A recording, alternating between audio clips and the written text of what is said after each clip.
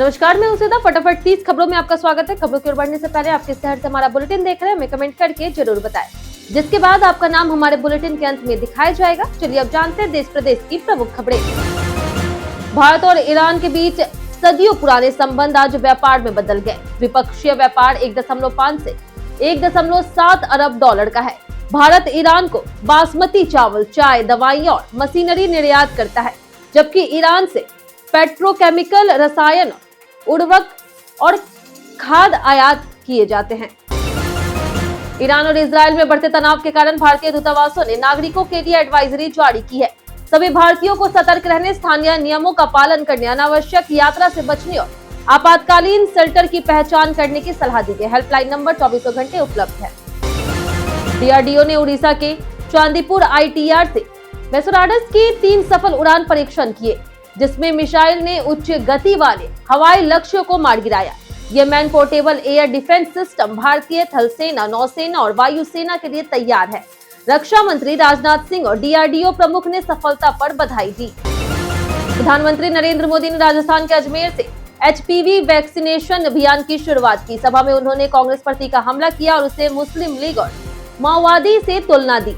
उन्होंने किसानों, सेना और राजस्थान के वीर सपूतों की उपलब्धियों का जिक्र करते हुए युवाओं को प्रेरित किया। काशी के मणिकर्णिका घाट पर शनिवार को मसाने की होली का रंगोत्सव मनाया गया।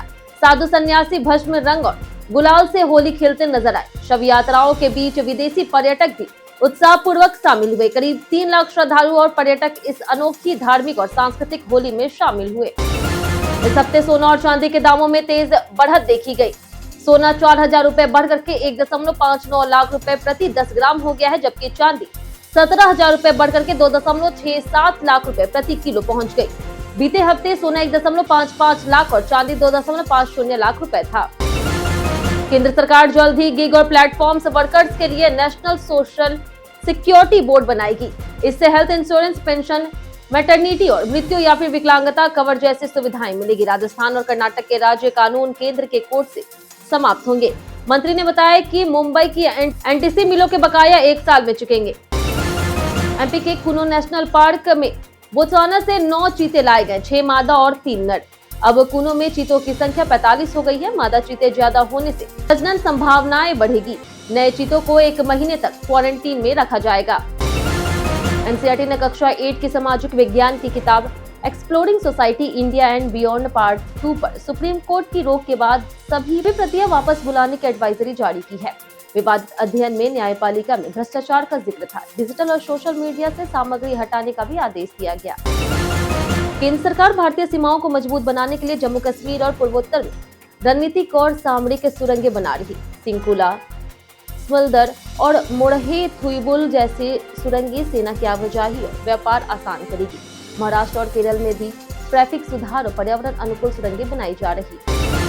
अंडमान निकोबार में ग्रेट निकोबार द्वीप पर 15,000 करोड़ रुपए की लागत से नया ग्रीनफील्ड एयरपोर्ट बनाया जा रहा है। इसमें 2 रनवे होंगे और ये सैन्य और नागरिक उड़ानों को संभालेगा। प्रोजेक्ट हिंद महासागर में चीन की बढ़ती मौजूदगी का मुकाबला करेगा और द्वीप समूह में सुरक्षा और पर्यटन को बढ़ाएगा। भारतीय नौसेना 2035 तक 200 प्लस जहाजों वाले बल में बदलने की योजना बना रही। 2026 में 15 नए जहाज शामिल होंगे। पोत निर्माण भारतीय शिपयार्ड में किया जा रहा। आत्मनिर्भरता बढ़ाने और समुद्री सुरक्षा मजबूत करने के लिए उथले पानी वाली पनडुब्बी रोधी युद्धपोत अंशुदीप को सेवा में शामिल किया गया। ऑल इंडिया सैनिक स्कूल प्रवेश परीक्षा 2026 में बिहार के छात्र ने शानदार प्रदर्शन किया। कक्षा 6 में टॉप 20 से 11 और टॉप 10 में 6 छात्र शामिल हुए। कक्षा 9 में बिहार से 3 छात्र टॉप 20 में शामिल हुए। महाराष्ट्र के अनुराधा और यूपी के साहिल ने देश में टॉप किया। 3 मार्च 2026 को होली के दिन चंद्र ग्रहण लगेगा, जो ब्लड मून के रूप में दिखाई देगा। संत प्रेमानंद जी महाराज ने नाम जप, गुरु मंत्र, आध्यात्मिक अभ्यास करने की सलाह दी है। ग्रहण के समय नकारात्मक ऊर्जा से बचने के लिए स्नान और शुद्धिकरण जरूरी है। IMF और सिट्रीनी रिसर्च के अनुसार AI के कारण भारत में 26% नौकरियां खतरे में है, खासकर कॉलेज से निकलने वाले युवाओं की। IT वित्त और कोडिंग सेक्टर प्रभावित होंगे। विशेषज्ञ कहते हैं कि नई स्किल ट्रेनिंग, डिजिटल शिक्षा और सरकारी नीति से इस चुनौती का सामना किया जा सकता है।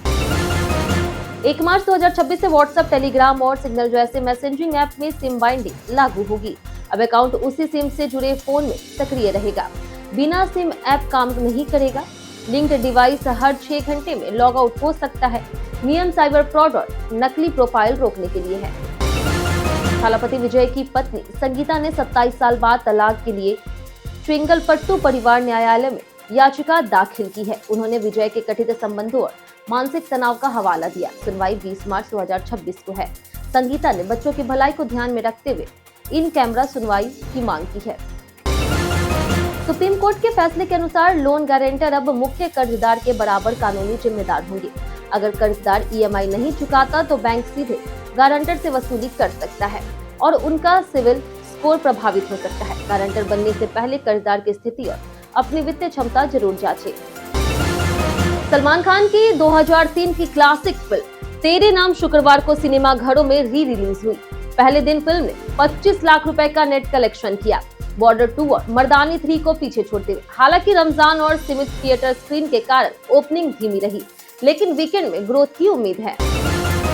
पश्चिम बंगाल में विधानसभा चुनाव से पहले चुनाव आयोग आज अंतिम मतदाता सूची जारी कर रहा। 7.08 करोड़ मतदाताओं को हटाए गए या विचाराधीन श्रेणी में डाला गया है। ममता बनर्जी ने सुप्रीम कोर्ट में चुनौती दी है। मतदाता अपनी सूची voters.eci.gov.in या फिर मोबाइल ऐप पर देख सकते हैं। जम्मू कश्मीर ने 67 साल बाद रणजी ट्रॉफी जीत करके इतिहास रचा। फाइनल में कर्नाटक को पहली पारी की बड़ी बढ़त के दम पर हराया गया। कामरान इकबाल और साहिल ने शतक बनाए, जबकि आकिब नबी 60 विकेट के साथ टूर्नामेंट के हीरो बने। मुख्यमंत्री ने खिलाड़ियों को बधाई दी। इजराइल और अमेरिका की स्ट्राइक के बाद इजराइल ने अपना एयर स्पेस बंद कर दिया। इसी वजह से एयर इंडिया की दिल्ली तेल अवीव फ्लाइट AI 139 को सुरक्षा के मद्देनजर मुंबई डाइवर्ट किया गया। एयर इंडिया और इंडिगो ने मिडिल ईस्ट में अपने फ्लाइट ऑपरेशंस अस्थायी रूप से रोक दिए हैं। फरवरी में चेक बाउंस मामले में तिहाड़ जेल गए बॉलीवुड अभिनेता राजपाल यादव को दिल्ली हाई कोर्ट ने 18 मार्च तक अंतरिम जमानत दी। जेल से रिहा होने के बाद उन्होंने अपनी भतीजी की शादी अटेंड की और डिजिटल प्लेटफॉर्म पर कदम रखते हुए यूट्यूबर बनकर नया यूट्यूब चैनल लॉन्च किया। 9 साल बाद इजराइल पहुंचे पीएम मोदी का भव्य स्वागत हुआ। इस दौरे में इजराइल ने भारत को अपना सबसे सीक्रेट हथियार golden horizon air launch ballistic missile देने का फैसला किया। यह मिसाइल ब्रह्मोस से तेज, दूरसंचार योग्य और दुश्मन ठिकानों को बिना पायलट जोखिम के नष्ट कर सकती है। बंगाल चुनाव 2026 से पहले भाजपा ने राज्यव्यापी परिवर्तन यात्रा 2026 शुरू की। 9 डिवीजन में 63 रैलियां और 281 स्वागत सभाएं आयोजित होगी। यात्रा का उद्देश्य महिलाओं की सुरक्षा, भ्रष्टाचार, अवैध घुसपैठ और रोजगार पर जागरूकता फैलाना है। समापन रैली को पीएम मोदी कोलकाता में संबोधित करेंगे। मार्च 2026 में 2 महत्वपूर्ण एकादशी व्रत है। पाप मोचनी एकादशी 15 मार्च को चैत्र शुक्ल एकादशी पर होगी, जिसका व्रत सभी पापों को नष्ट करने वाला माना जाता है। वहीं कामदा एकादशी 29 मार्च को होगी, जो सभी इच्छाओं की पूर्ति करने वाली मानी जाती है। पूजा और पारण समय विशेष है।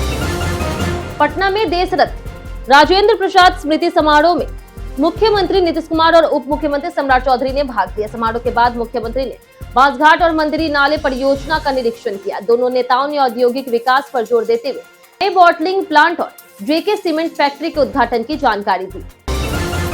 दिल्ली के सरकारी स्कूलों के शिक्षक संघ ने सीबीएसई को पत्र लिखकर के आपत्ति जताई है कि कक्षा 12वीं की उत्तर पुस्तिकाओं का डिजिटल मूल्यांकन अचानक अनिवार्य करना सही नहीं है। शिक्षक पूरी तरह प्रशिक्षित नहीं है और तकनीकी संसाधनों की कमी है। संघ ने पायलट प्रोजेक्ट और चरणबद्ध प्रशिक्षण की सिफारिश की। मारुति सुजुकी इस साल अपनी लोकप्रिय एसयूवी फ्रोनेक्स का E85 FFV वर्जन लॉन्च करेगी। इसमें 15% पेट्रोल और 85% इथेनॉल का इस्तेमाल होगा, जिससे रनिंग कॉस्ट कम होगी और प्रदूषण घटेगा। 1.2 लीटर फ्लेक्स फ्यूल इंजन स्वच्छ दहन, बेहतर माइलेज और टिकाऊ प्रदर्शन देगा। डिजाइन मौजूदा फ्रोनेक्स जैसा रहेगा। साइबर ठगी चालान का जाल बिछा करके लोगों से बैंक डिटेल्स चुराते हैं। मैसेज में फर्जी लिंक होता है जो नकली वेबसाइट पर ले जाता है। बचाव के लिए कभी भी लिंक पर क्लिक ना करें। एम परिवहन ऐप या फिर e-चालान.परिवहन.gov.in पर ही चालान चेक करें और बैंक जानकारी केवल आधिकारिक साइट पर दें।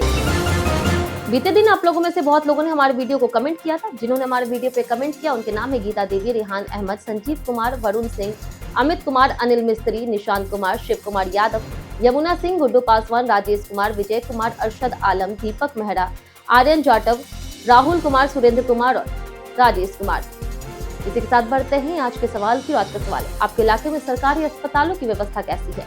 आज के लिए सिर्फ इतना ही। हमारे साथ बने रहने के लिए धन्यवाद।